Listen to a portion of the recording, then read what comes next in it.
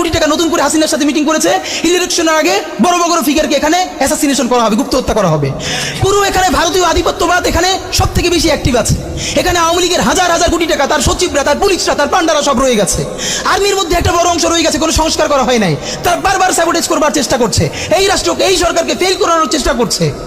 তো আপনি মুক্তিযুদ্ধের পরে যে 3-4 বছর এইরকম রাহাজানি হয়েছে, সেটাকে যদি অটগুণ দিতে পারেন যে নতুন রাষ্ট্র গঠনের আগে এই ঝামেলাটা হয়, তাহলে এই যে নতুন বাংলাদেশের স্বপ্নের মধ্যে এইগুলোকে আপনি বড় করে মপ করে ফ্রেমিং করেন, আপনি এই জবান যে আপনার না, এই জবান যে দিল্লির জবান, ভারতীয় আধিপত্যবাদের জবান, সেইটা বুঝতে আমাদের পিএইচডি করা লাগে না। সুতরাং জুলাই সনদের সাথে নির্বাচনের ক্ষেত্রে শুধু আমাদের 2 মিনিট কথা।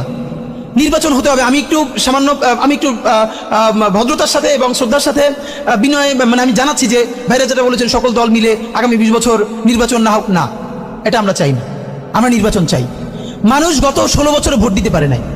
মানুষ আনন্দ নিয়া শীতের সকালে বাচ্চা কাচ্চাকে কুয়াশার মধ্যে লাইন দিয়ে দাঁড়ায় থাকবে, ভোট দিবে। আমরা সেই বাংলাদেশ দেখতে চাই। আমরা নির্বাচন চাই, নির্বাচন হতেই হবে। এই নির্বাচনকে বানচাল করবার জন্য দিল্লি থেকে শুরু করে আওয়ামী লীগ হাজার হাজার কোটি টাকা নতুন করে এখানে বিনিয়োগ করছে। নির্বাচন লাগবে। তবে আমাদের প্রশ্ন হলো, সেই নির্বাচনের ম্যান্ডেট হবে কি? এখানেই আমাদের কথা। কোন ধরনের আপোষ ছাড়াই নতুন নির্বাচন হইতে হবে জুলাই সনদের ভিত্তিতে। এইটাই আমাদের কথা।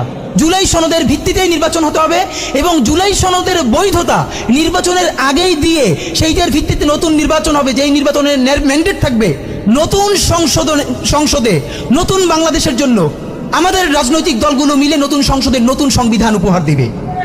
যেই সংবিধান 72-এর বাকশালী সংবিধান, ফ্যাসিবাদী সংবিধান, যেই সংবিধানের কোনো ম্যান্ডেট ছিল না বাংলাদেশ রাষ্ট্রের সংবিধান করবার, কারণ তারা পাকিস্তান রাষ্ট্রের মধ্যে শপথ নিয়ে পাকিস্তান রাষ্ট্রের জন্য সংবিধান প্রণয়নের কথা বলেছিলেন, কিন্তু বাংলাদেশ রাষ্ট্রের কোনো ম্যান্ডেট তাদের কাছে ছিল না।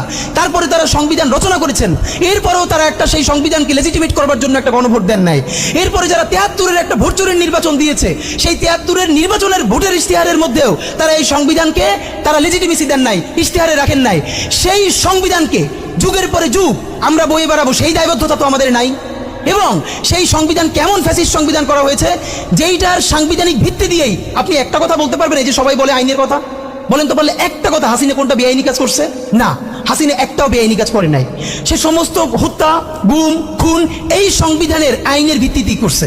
সে এই সংবিধানকে ডাস্টবিন বানিয়ে তত্ত্বাবধায়ক সরকার বাতিল করেছে, যা ইচ্ছা করা তাই করেছে। এবার তো সে তো বেআইনি কিছু করে নাই, কথা তো সত্য। আমার বিএনপির ভাইদের প্রতি শুধু একটা আফসোস লাগে, কারো কারো দেখি 72-এর সংবিধানের প্রতি তাদের কি গভীর প্রেম।